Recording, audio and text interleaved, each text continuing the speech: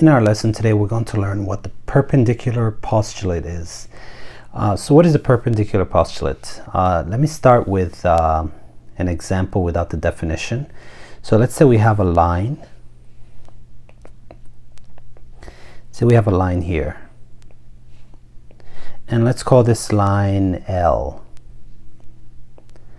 Now what the perpendicular postulate says is that if you have a point, if you make any point outside of this line, let's say we make a point right here, there's exactly only one line that is perpendicular to line L. So for instance, we could just, okay, let me actually just show you directly. So there's only one line perpendicular. And remember, perpendicular means it's 90 degrees.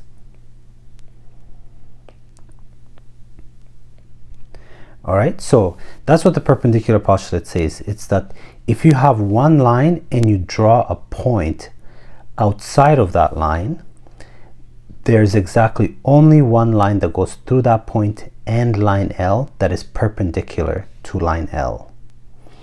And you can see that here. So like if we, let's say we draw another line like this, you can see this one is not 90 degrees. So you draw another line like this.